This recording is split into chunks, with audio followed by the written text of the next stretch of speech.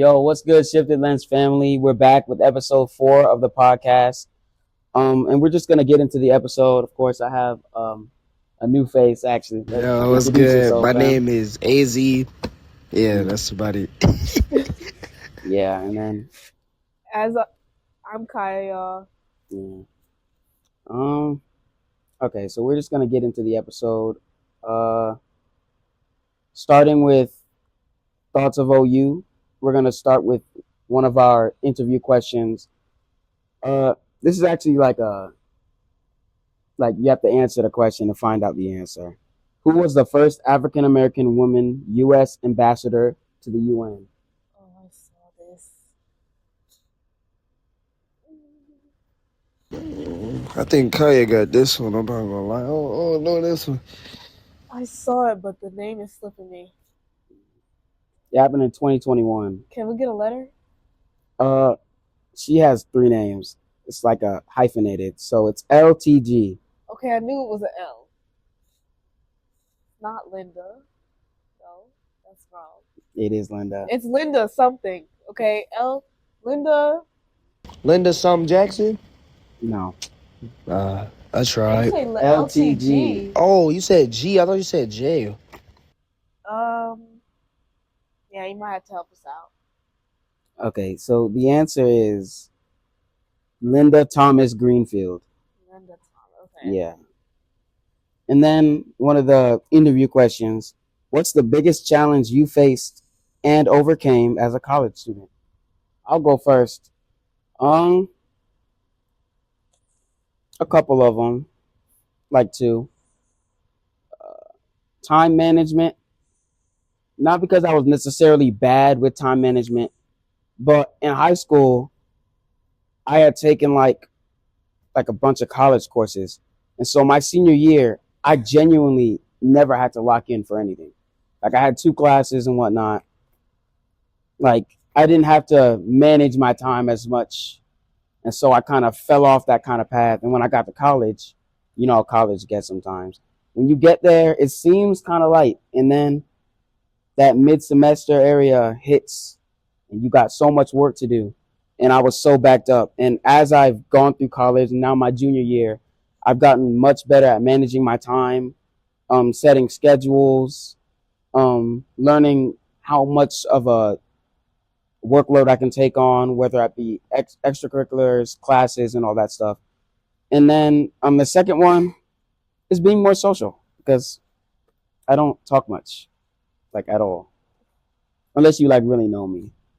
So like being able to come out of my shell, talk to more people, that's become easier as I've gone through college. So yeah. Okay, I'll probably say, what I learned, like, college, like, just learning for the past 2.5 years, 3, is saving, like, money. Because, like, I'm horrible when it comes to, like, saving money. So when it comes down to, like, especially, like, having food spots you go to on campus, and it's like, you want to go there all the time, you can't, because it's like, you're not going to have the points for it at the end of the time. Yeah. When it's coming down to, like, spring break coming up or, like, summer break, you like, man, I want some food. And you look at your market or card balance, it's like, bro, I don't got the bread for it. So just, I would probably say over the years of being in college, just saving money essentially, because that's very important, especially outside of school too. Because like, if you just splurging your money on anything, it's gonna be detrimental at the end. So yeah. Got you. I feel that. Yeah, I think for me, I'm gonna attack it from an academic perspective first, simply because like that's kind of where my personal struggle came from. So all throughout high school, um, school was always easy for me. Freshman year, easy. Sophomore year, that's when things started to get a little like, hold on, let's be calm. But I still maintained like a good GPA, everything.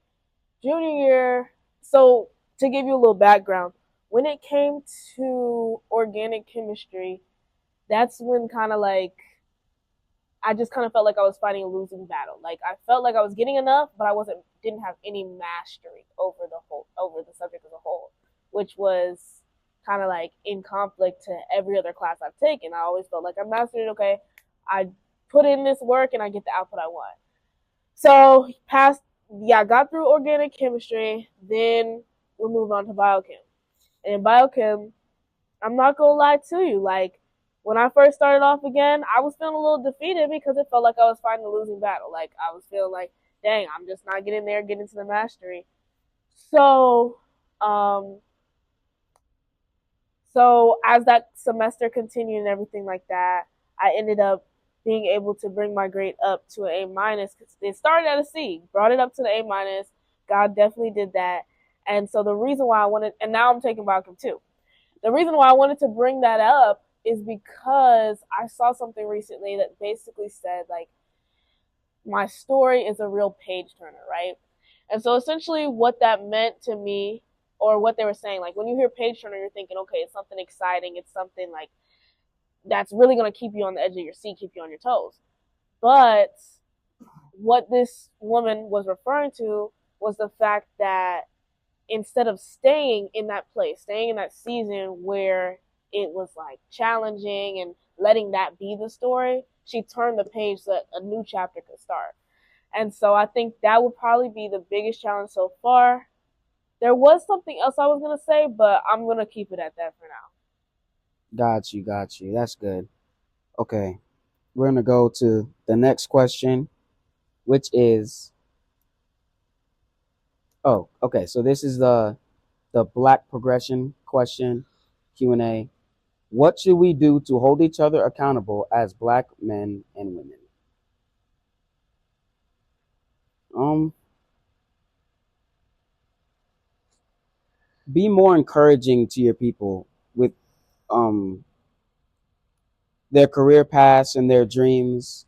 Just being more encouraging. I've had a lot of friends that like have certain goals and dreams and aspirations, and they told me, yeah, I want to do this, but my family may not approve. Not because it's a bad career path, they just don't believe in it as much. Like, if you're going to school to be a doctor or a lawyer, people see that as, wow, you're going places, you're gonna get big. And then people see you're interested in, maybe you want to be a pro athlete, maybe you want to make music, do something like that. They may look at it a certain way and discourage you from that, disregarding the talent that you may actually have towards that career path, just because they don't see that as successful or as where you should be able to go. So just being more encouraging to your people, whether that be your children, your friends, just letting them know that whatever it is you put your mind to, if you really pursue that to its fullest form, you can really make a difference in wherever you choose to go. So yeah, definitely encouragement would be my choice. To piggyback off what Cairo said, I would probably say, I guess as just black people in general, I guess we are sometimes a little judgmental when it comes to like just decision making and what Kyra was saying, like career wise, or even what we doing in general, like just having a conversation with somebody. I guess we come as an approach of just we always pre-assume before we actually get like the correct answer from somebody. So we don't get the right answer from the right source, if that makes sense.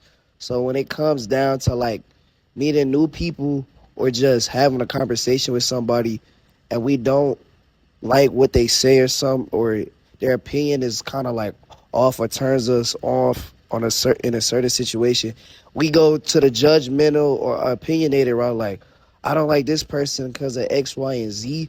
So I guess as black individuals, we need to stop, I guess, judging people off of just the exterior look wise and actually have a real conversation with somebody, if that makes sense. So yeah. Got you. Mm-hmm. Yeah, I did want to piggyback off of what you said, Cairo. I think just reminding people that one, the world needs them, who they are, but also that representation is really important. It really matters.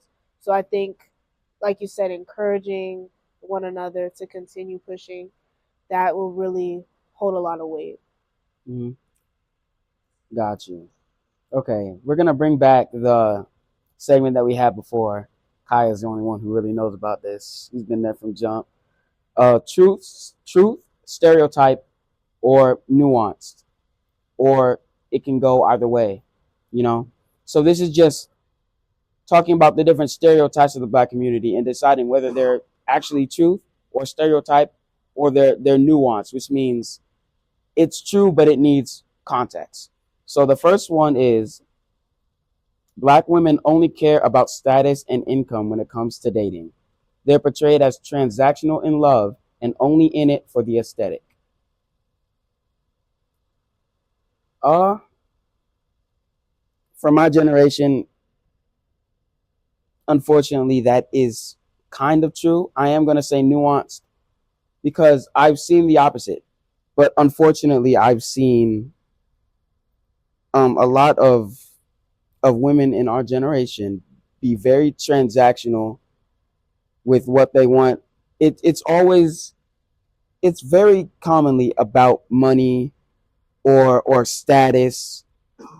And I get that you want somebody who, is secure in life, but it gets to a point where you disregard everything else. And so I think that can be problematic. But on the other side of the spectrum, there are still people who, I guess, don't think that way and are really more down to earth when it comes to what they want in their decisions of who they want to be with and things of that nature. So yeah, that's my answer. I would probably have to say, I probably have to say a nuance as well, cause just the context behind it. Not every black woman acts like that. Essentially, but what Kyle was saying about how our generation runs, we all run off of like social media energy and like the microwave reality when it comes to just wanting stuff instantly and not really having a deep conversation or down to earth type of like relationship with somebody. So status or having like a verified check on your account makes more green lights for certain individuals when it comes to like getting a relationship. Like, oh, he can get me this, he can get me that, and it kind of turns into taking advantage of in a situation of not actually having a deep connection with somebody when it comes to actually liking a significant other. So I guess just having a context, like I said, every black woman doesn't act like this specifically, but it's probably like maybe like 50-50 when it comes down to it, depending on who the individual is and how they got brought up. Because I think at the end of the day, it's all about how people got brought up when it comes to having the whole what they saw when they grew up in terms of in their household. If they had a single parent in their household, or there was a two-parent household, they're just feeding off of what they grew up on, and then they're just expressing that in their own like personal dating relationship. So it's all about just the upbringing and the values they had when they got brought up when they were younger. So that's all I'm gonna say. Got you. Yeah, I think like the both of you, I would agree and say nuance simply because of just that term at the beginning, black women. I feel like one that could be something that's subject to all women, but I do want to speak on the behalf of black women because I feel like black women are some of the strongest women out there, if not the strongest. And I feel like Definitely. maybe it's just my ignorance speaking, but I feel like oftentimes you don't see that. Let me not say you don't see that gold digger. I feel like oftentimes the narrative that's written more so is like this Mhm. woman that's working hard and you got a man living off of her. Like that's just straight up No, a yeah, bum. that's Oh, You know, definitely like I no, feel like common that's too. what I see. that No, be that's That's happening a common what lot. like, too. and it's like, oh, so it's like I feel like yes, while what you stated, the status, all that stuff, is definitely a true statement. I Hmm. feel like that other side is definitely equally just as Oh true. yeah, it's most Hmm. definitely both sides. I didn't mean to cut you off. Cause back to what you said with the wife being the breadwinner in a relationship, it's becoming more as like a positive like aspect in like relationships now. Cause like everything is online now. Cause like the world is coming more technological. So when it comes down to like a lot of guys are saying nowadays, they're like, I don't mind if my wife make the money. I'll just be at the house and take care of the kids. There's nothing wrong with that. But I know from a lot of people that have a traditional like standpoint, they're like, we both should be out making money and doing beneficial things for our community and our family, and not it being one sided on the whole, like who should make the most money. Because in my opinion, I don't really care, to be honest. If we both making money and I gotta be at the house sometimes, or if she want to stay at the house, like I'm not stressing over that. Like it just depends on if you're happy on what you're doing Yeah. throughout life. But you can finish what you said. I didn't mean to cut you Yeah, off. no, you didn't. You kind of finished up kind of my thought a little bit. Yeah, I think I was basically done when you said what you said. I don't think there was anything else I was going to mention. Yeah. Yeah. So we definitely all agreed it's a very nuanced topic, right? You Yeah, yeah, I think you're But leaning more towards stereotype. I'm leaning more towards stereotype. I Yeah. am, because I'm trying to. Maybe you can give me some examples, because I feel like I'm seeing the narrative that I described more than I see the gold digging, Yeah. and that just could be what side of the coin I'm on. You know? Yeah. I wouldn't say it's necessarily like gold digging is a problem, but that's with everybody. And of course, yeah, it's not necessarily gold digging. It's more like it's more of the status thing to me, because people want security of money, especially in this economy. I wouldn't consider that necessarily gold digging in this day and age, just because money has become such a not a hard, yeah, hard thing to come by and a hard thing to hold on to in this economy. But just the pursuit of status rather than connection is the problem. You If that know? makes sense. Sorry. Yeah, you're good. I hear what you're saying. I think where my head is at, I feel like, and this could be a stereotype, but I think there's truth to it. Just seeing that in our community, oftentimes, like, we don't have father figures in the home. Hmm. A lot of females grow up with daddy issues, and so it leads to, and even you could have a present father and he's not emotionally present. Yeah. And so because of that, I feel like a lot of females just want a man and they don't really know what, like, they're not going for anything for real, like, or they're going for this narrative, for lack of better words, like a YN that's just like, is he really doing anything for you, boo? Like, Hmm. so that's why I'm like, Yeah. I think maybe I want to change my answer. Maybe I want to say stereotype, because just from Yeah. what I have visualized, I'm like, I don't know. I haven't seen the status side of things. Like, yeah, I haven't seen the status side of things Yeah. in the general population. Of course, higher up, I feel like it would lead to more. Hmm. Okay, I'm gonna get with this person because Yeah. they can do this for me. They can advance me in this way, form, or fashion. Hmm. Yeah. Yeah. I respect that answer, because it's definitely one of those topics that's hard to discuss without ruffling some feathers for a lot of people. So yeah, good answers. The next one, wow. Black love is dead. Wow. That's Oh, that's what. yeah. That's the whole Black love is dead. Healthy long-term black relationships are seen as rare and not likely to last. Yeah, that's stereotype. I'm gonna have to say stereotype on that one. Elaborate. No. I just not likely to last just sounds so hyperbole. Like there's a lot of thriving black relationships, but the system that our community is in now is built to destroy the nuclear family for black people.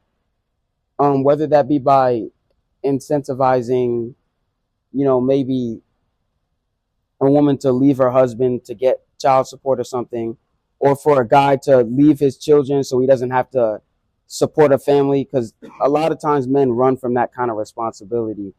And so there's times when it looks like black love is essentially dead, because they're giving so many options for black families to disperse, if that makes sense. I don't know how to describe it. Yeah, no, I hear you. I would probably say, like, to make it more like specific, I guess black love in like our like system of just being like in college, I could probably say it might be it might be the truth. I'm not gonna lie. Like it sound bad, but I guess college nowadays people don't take relationships as an important like milestone in life. I guess people take it as like it's a fling. I'm with you for this long, and then like move on to the next person. Basically, like it's like a drive-through essentially. Like I create my order at the menu, and then I go to the window, and then I get my food, I eat it, and then I leave. And metaphorically explaining, that literally be happening on a day-to-day basis. Cause like if you can look on our campus, do you see a lot of relationship that be lasting long? No, but the way people describe these relationships, they're not really relationships. Like you said, they're like More, it's more of flings. a, it's more of a fling to just. What I see is not relationships. I see, yeah, our there's been a lot of steps created It's before relationship is reached, like it's more, talking yeah. stage, It's more of like friends, it's talking more like stage, you just dating. bored at this point. Like turn a Yeah, movie on. I'm just gonna turn this on for like some attention span. And then after that, if it's not good anymore, I'm just gonna turn it off. And it sounds bad, but like to be more specific in that category of like college life, I would say it's truthfully more. But like outside of like college experience, I'll probably say that's a stereotype because there's a lot of people like that I know personally that's still married or still in long term relationship and it's going well. It's just you don't see it as much, I guess, in our society now. How Cairo said, because it's like society kind of trying to tear us away because black love isn't really that prominent yeah, in the United States, if we're being completely honest. Because like the world is really ending for real. So like a lot of things be stipulated between relationship and stuff. And if you really want to be with that person, you'll jump over hurdles and bounds to be with that person. So I would say it's a stereotype for that. But specifically college, because I'm in college right now, I would say it's probably more truthful in terms of being a long term feeling in terms. But that's just my little 2 cents in there though. yeah. Yeah, I think I'd have to agree with both of you guys. I err on the side of, excuse me, stereotype because one, I've just seen and witnessed black love in my life, like my parents for one. Hmm. Um, but I do definitely agree with Azariah when he said, like, love in our generation, it's taken on a new form. Like Entirely it's new. taken on a new form, and people, I don't know. I think the depth that was like, okay, you guys know the term like that '90s type of love, like Hmm. that type of experience is not.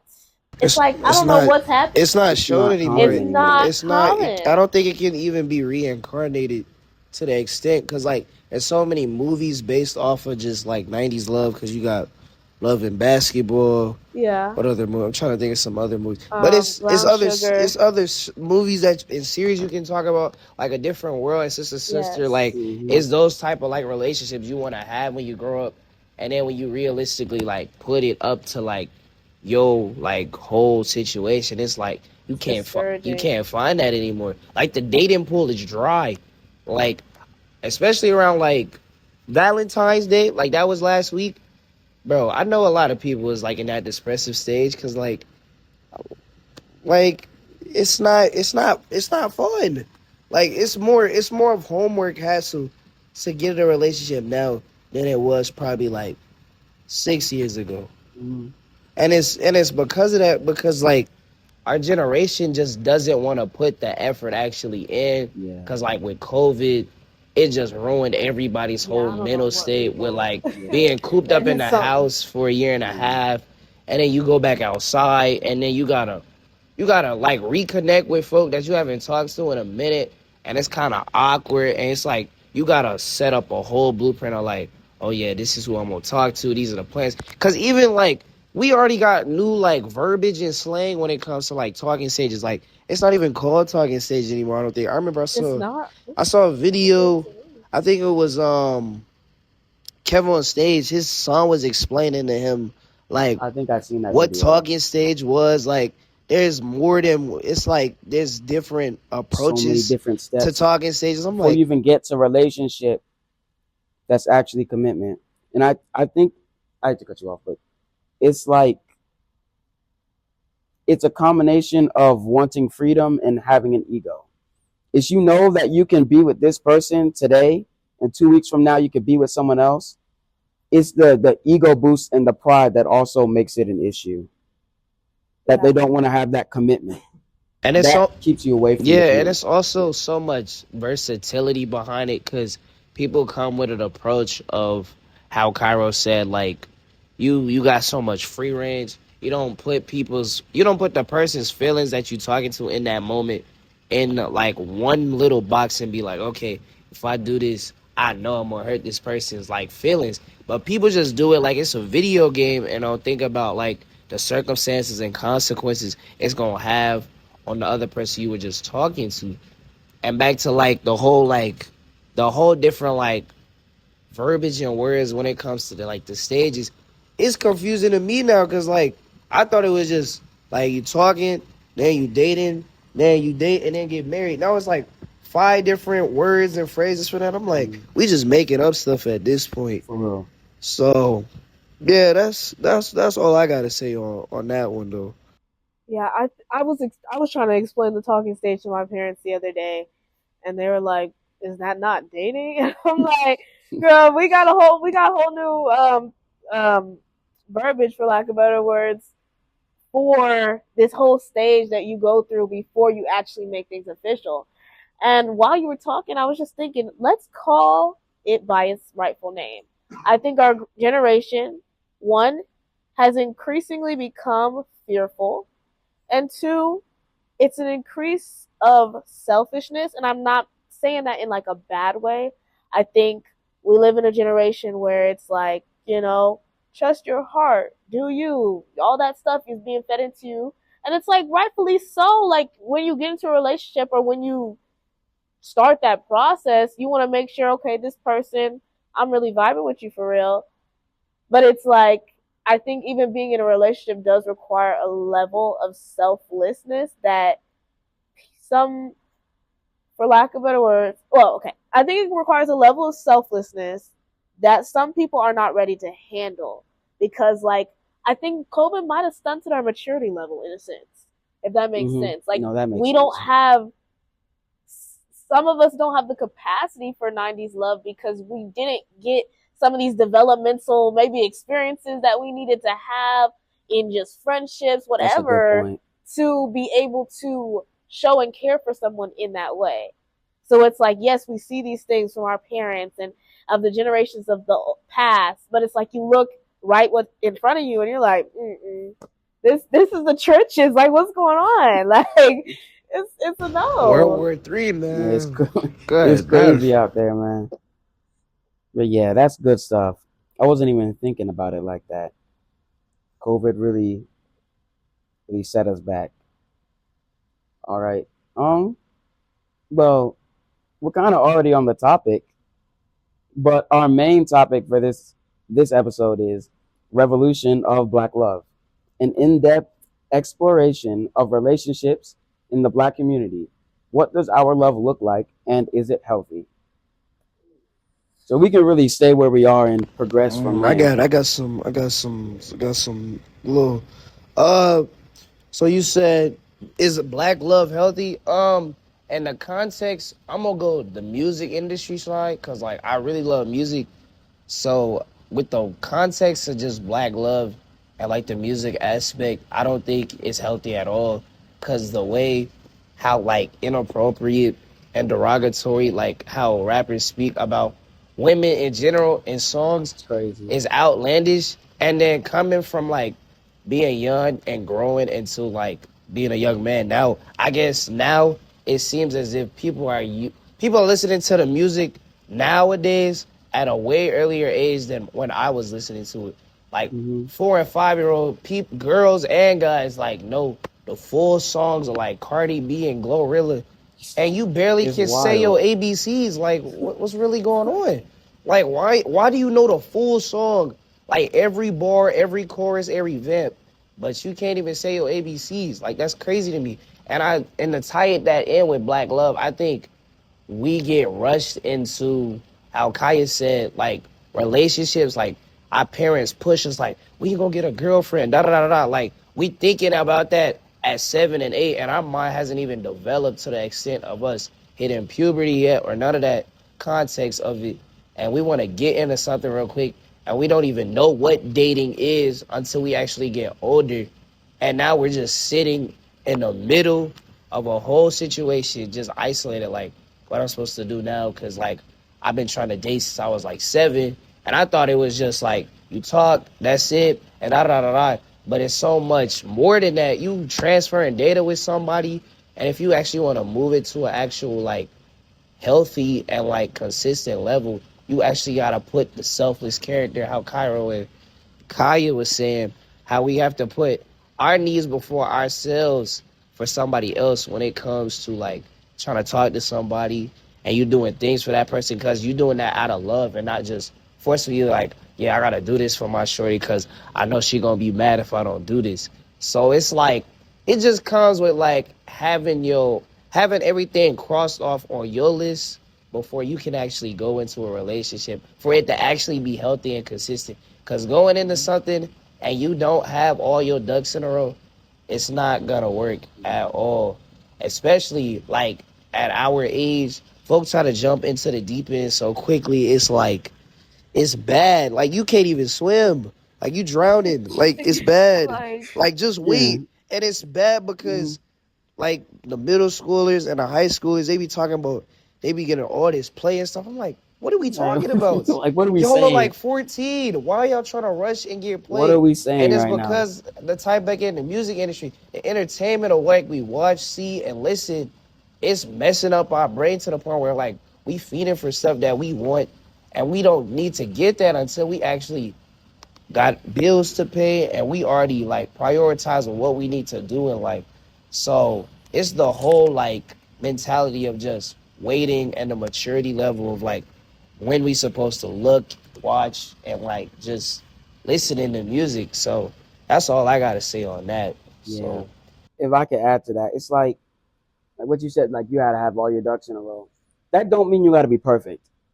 It just means like we're so far back when it comes to understanding what it means to have a relationship, like you said, that in order to like get into a position where you can be in a relationship, it takes time and it takes work, but it's not as hard as people make it out to be. It only seems hard because you're so far on this side of the spectrum, not knowing what you're doing, why you're doing it, going after the wrong things with the wrong people, without making a sane thought process of what you actually want, what you actually need in your life. And so just making sure that you not only have your ducks in a row and have something going for you and have a passion that you're driving towards and an understanding of how relationships work. You have to know why you want the relationship. You have to know what your flaws are. Because even if you're working towards being a better person for a relationship, everybody has their flaws that eventually your partner is going to find out about.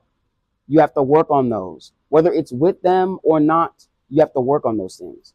Yeah, that's my spill on it. I think I want to say something. I feel like how you know you're ready for a relationship is one, you want to be a better you, not for somebody else, but for you. Like that's your ultimate goal. And then when you're in that said relationship, then as a mutual feel, like both parties should want to be a better person for themselves, right?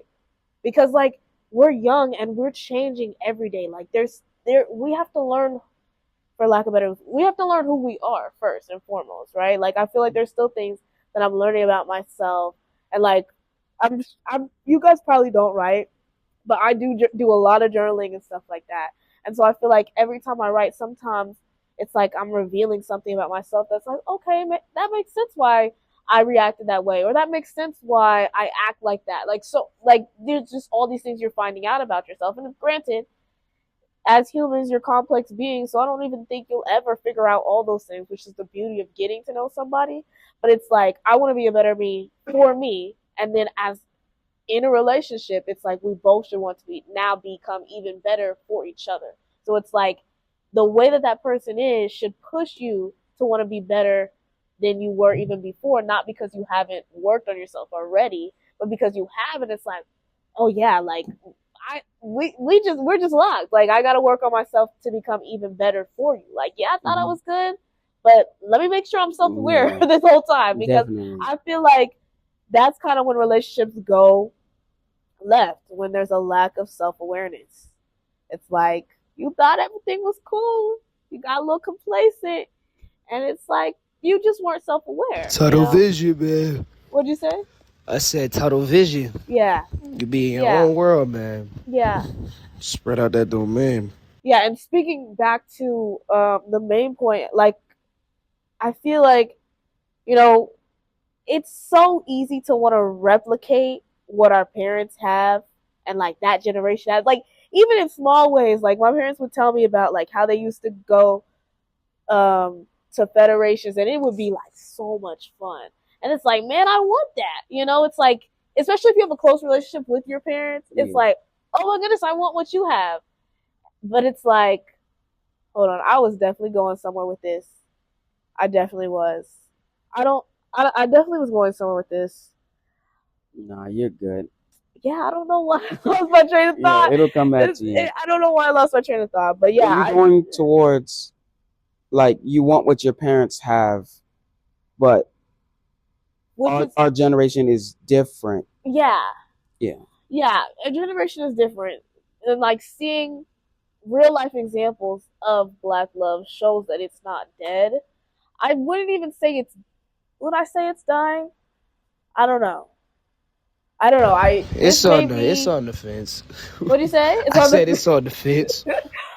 Okay, I might be entering something controversial here, but I'm gonna say it just because, you know, safe space. Yeah. I think, okay, so we define Black love as two Black people together. Two Black people together in a thriving and healthy relationship. So Black love cannot be a Black woman and a white man, or a Black man and a white woman, or Hispanic man, Black woman. That's 50% Black love. Yeah, I'm gonna have to say no. Okay. 50% Black love. Well, I want to enter something here. And this is, I feel like we've talked about this before. I feel like, okay. You know, the people who are, what's the word? Broadcasted? That's not the word. But like represented in the media, oftentimes you see Black men choosing women of other races, right? Mm-hmm. And I think, you know, young Black men look up to these people, and so sometimes they choose outside.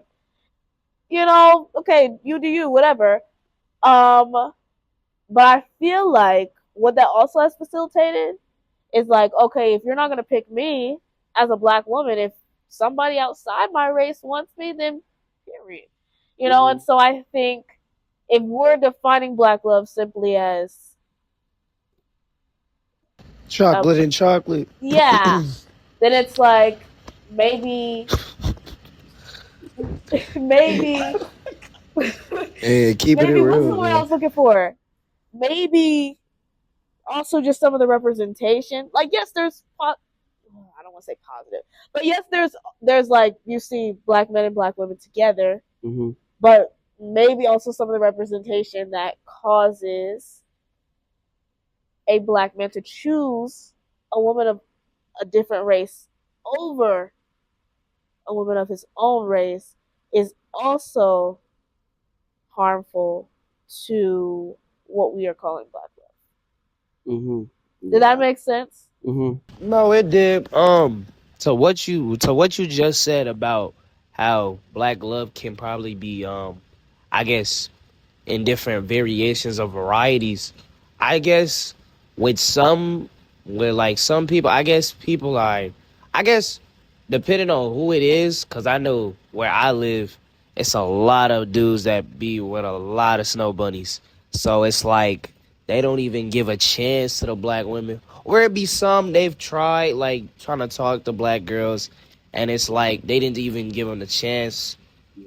or time of day, to be honest. And it's like, all right, I guess I'm gonna try something different. That can be that situation, but in terms of like, if you feeling loved and cherished for it, and the relationship is not one sided, go ahead, man. Like nobody's stopping you in terms of like you talking to somebody of a different race. But I think as our community, I think people get condemned about it a lot in terms of just dating somebody outside of it because they like I have a response to that. because our grandparents and our parents be like, I want my kids to look a certain way, and then they come out looking like something completely different, and it's kind of you kind of getting like chastised in terms of just like, I told you to marry a black girl, da da da da, da. And it's like you feeling bad after you marry somebody that's not in your like specific domain of like ethnicity.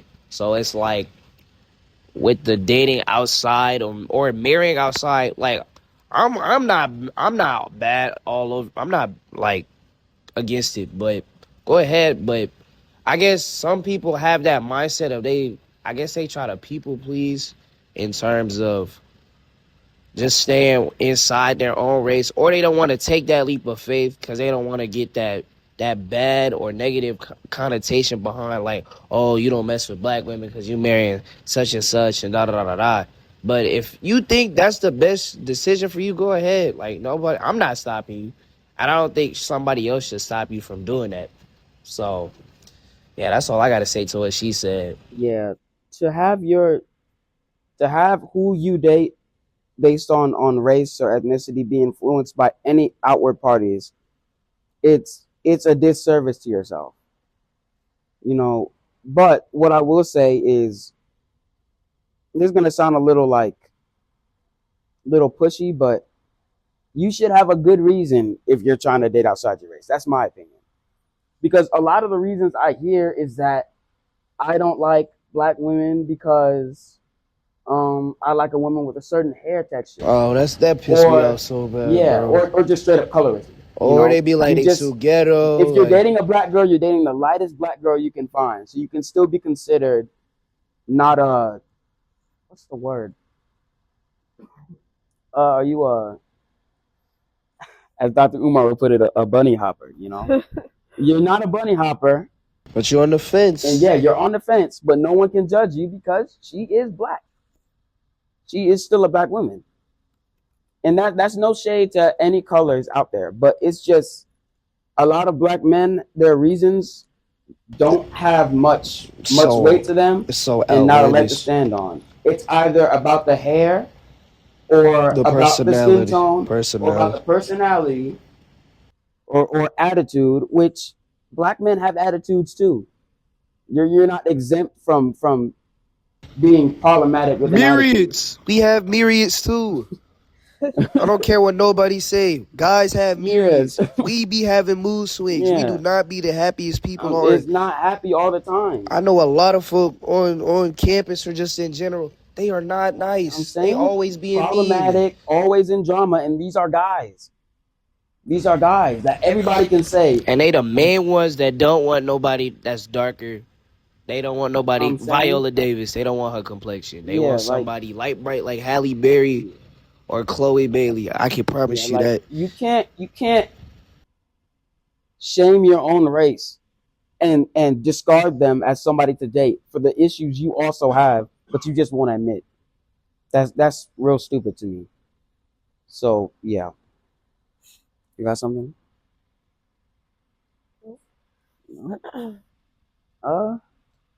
Well,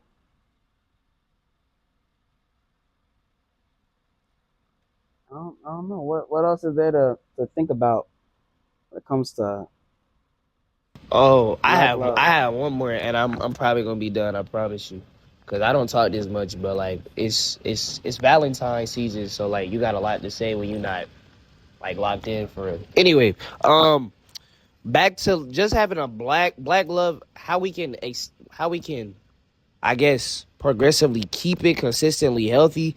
I would probably say the mental health aspect too as well, cause I guess I know for a lot of black men don't like talking to somebody else that's not really close to them in terms of like therapeutical help.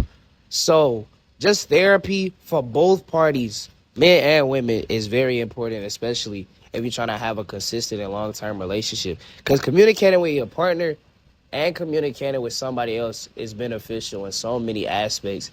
Because, like, I know for men, they like to keep stuff in a lot and don't want to express their emotions and feelings. So it's kind of hard to do that, hard to be that person and be in a relationship because you basically playing Russian roulette against your partner and yourself if you're not explaining to them how you feeling on a day-to-day basis and not communicating. Because communication is very important. And I know like mental health that ties in like perfectly because psychology and all of that just correlate as like one intertwined as one, and I see that as it's a very huge problem now. Like our generation, we have a problem with communicating. Like I don't know what it is. I think a lot of people think they're famous for some odd reason when it comes to you try to text somebody and they don't hit you up for another week That and part. have it. I don't know That why part. people think a Like, did you thousand. throw your phone in the lake? Yeah, Like, what's I don't know going why people think 1,000 and plus message notification on? Unread. messages on your phone is cool. Cause like that's so disrespectful to me. Cause it's like you think you the finest stuff in the world, and you literally have all them notifications on your phone. And it's not that hard to just go back, click, and respond. And re-receipts are a thing. Y'all see the messages, You know and y'all you saw still it. don't respond. I'm like, that fries me. But like communication, that's very important. And I see that it's depleting like quickly in terms of our generation, just trying to have a longer and consistent relationship. Regardless if you're trying to have a relationship with somebody or get married, just being like friends with the same sex or opposite sex, like the communication aspect and just having love or just caring about somebody goes out of the window immediately because people don't know how to express themselves in a way that's actually like open and respectful. So that's all I'm gonna say about that. But yeah. Um, well, to bring this episode to an end, I guess the last thing we should do is like define what you think a healthy relationship in general looks like. A healthy relationship in general, and then a healthy relationship of black love. Like a healthy black relationship. What does that look like to you guys? So you said a healthy relationship in general and then a healthy relationship in black love. Mm-hmm. I guess if anybody want to go before me, that's fine. I But mean, we could do it together. It's like I would probably say, in general, for a healthy relationship, communication is most definitely on the list, and flexibility, um, being open minded, um, as well as just being there for one another, regardless if anything like adversity gets thrown at us like every day, like every time we wake up.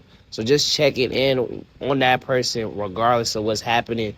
We making the time and the intentionality. That's the word I was looking for. Intentionality.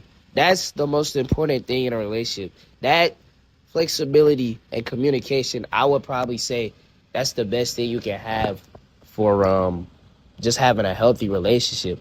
Because if you are intentionally putting in the time and like the caring into what you want to grow and fulfill for the rest of your life, depending if you want to marry that potential person, you good then. Now for black love, it's about the same, but you just need a little more salt and pepper to add to it because we do like a little flavor. So, like I said, communication, flexibility, and intentionality, but also like mental health. Mental health is very important. I said it back previously. I'm bringing it back. Mental health is very important, and God as well. Like we can't forget about God. God is like the root to all our fulfillment and success. So that's my points for black love. I'm done. yeah. Um, we're not gonna like sound like a broken record. Everything he said, just pull that over here and also add just the idea of going back to God, the idea of true love. 1 Corinthians 13, it says love never fails, right? There are steps you have to take before you get to love. You can't skip steps when it comes to love. So I think realizing when love is truly, I guess, in the air, when love makes that connection like solid and confirmed, you need to make sure you know when that is and don't rush it. Love is nothing that can be rushed. And love has to be 100% for both parties. Because just because you love them doesn't mean the love's not going to fail. Because they may not love you as much as you love them. They may not respect you as much. They may not treat the relationship as serious as you do. So understanding what true love looks like and working towards that without skipping steps is very important as well. For Along sure, with for sure, everything for sure. that AC said. Yeah. I'm gonna pull it over here. I definitely want to emphasize God for sure, because Amen. one thing that I've Hallelujah. always said is if a man does not know, or it could be man or woman.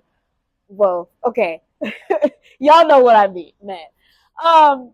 If um, if your partner does not love God, they can't love you in the way that you are expecting to be loved, right? I Write saw that something down. also that said to love someone is to consider them, right? Mm. And like if you think about consideration, it's like in every action that I do, I'm thinking, how would this make you feel?